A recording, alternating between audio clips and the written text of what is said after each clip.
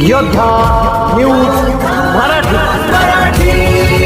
राजगुरुनगर शहरात राष्ट्रीय pulse polio लसीकरण मोहीम उत्साहात संपन्न।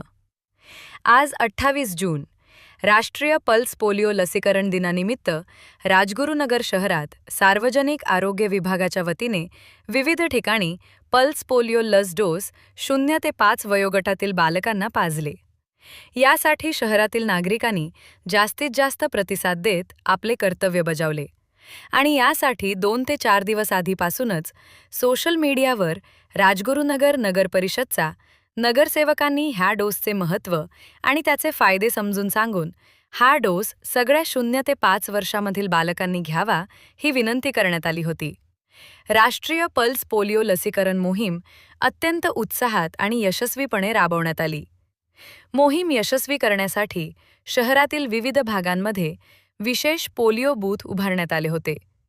यावेळी राजगुरुनगर नगर परिषदचा नगरसेविका, सभापती नियोजन व विकास समिती सौ श्वेता सोमनाथ ढोले यांनी असे म्हटले की 2 थेंब बालकांच्या सुरक्षित भविष्यासाठी अत्यंत महत्त्वाचे आहेत।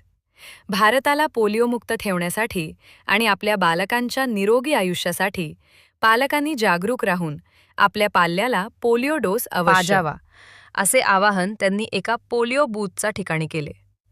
यावेळी राजगुरुनगर शहरातील आरोग्य अधिकारी डॉक्टर इंदिरा पारखे, भरती सर, आशा वर्कर दीपाली कोंबल, अपर्णा सातपुते, अंगणवाडी सेविका जयश्री बेंडारी उपस्थित होते। पोलिओमुक्त भारत करण्यासाठी सर्व नागरिकांनी जागरूक राहील पाहिजे आणि कोणताही बालक या डोसपासून वंचित राहता कामा नये। सौ श्वेता सोमनाथ ढोले, नगरसेविका, राजगुरुनगर नगर परिषद। या बातमीचा आढावा घेतलाय आमचे योद्धा न्यूज मराठीचे प्रतिनिधी अमित टाकळकर यांनी। योद्धा न्यूज मराठीचा संपादक नारायण मनोहर सूर्यवंशी।